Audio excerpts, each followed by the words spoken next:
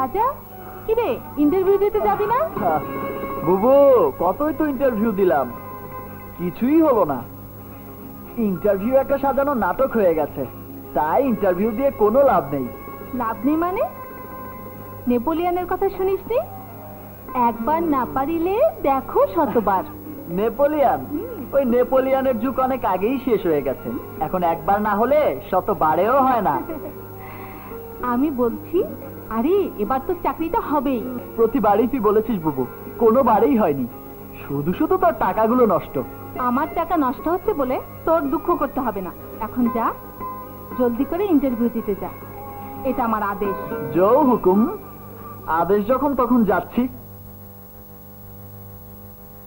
আচ্ছা বলুন তো, ক্রিকেট বলের ডায়ামিটার কত? ক্রিকেট বলের ডায়ামিটার অ্যাকাউন্টস ক্লার্কের জীবনে কোনো কাজেই আসবে না স্যার। হোয়াট? অ্যাকাউন্টস ক্লার্ক বলে তার জীবনে শৌখিনতা থাকবে না? আপনি আসতে পারেন। নেক্সট। ইন্টারভিউ নামে বেকার ছেলেদের ভাগ্য নিয়ে ক্রিকেট খেলতে দেবো না। আমাদের সিলেবাসের কোথাও ক্রিকেট বলের ডায়ামিটার লেখা নেই, সুতরাং আপনাদের খেলার ব্যাটের মধ্যে আমাদের ভাগ্যকে বল করে সেঞ্চুরি হাঁকাতে দেবো না।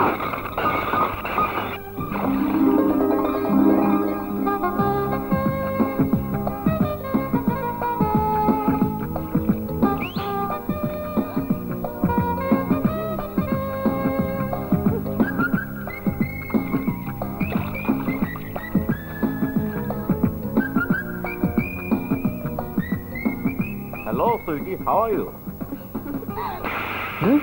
Fine.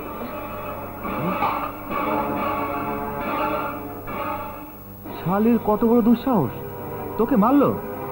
তুই আমার বন্ধু, ও জানে না আমার বাবা এই এলাকার এমপি মিজু খান।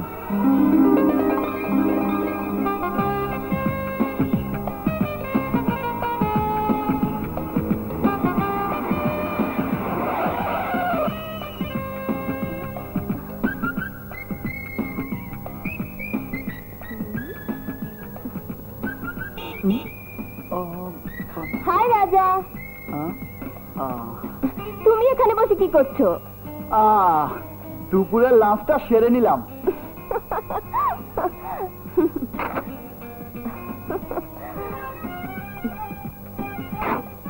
লাঞ্চ? ভনরুটি আর কলা খেয়ে দুপুরের লাঞ্চটা সেরে নিলে? তার মানে তোমার এখনো চাকরি হয়নি। নাও। চাকরি? আরে সে তো ডুমুরের ফুল, বাদ দাও সব কথা। তা তুমি কেমন আছো বলো? ভালো, খুব ভালো আছি। আপনারা কারা? আমরা আমরা তো দুলা ভাই। ও! আর ওরা এর দেবো। ও আচ্ছা আচ্ছা। এসো বউ, চলো ঘরে যাই। এই যে দুলা ভাই, দাঁড়ান দাঁড়ান, বউ নেবেন, সঙ্গে যৌতুক নেবেন না?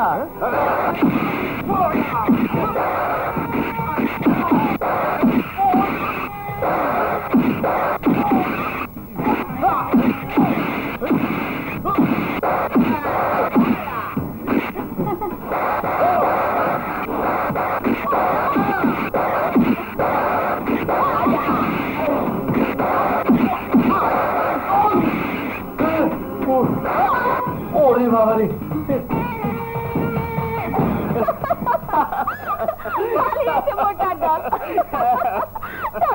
কোথায়, কেন,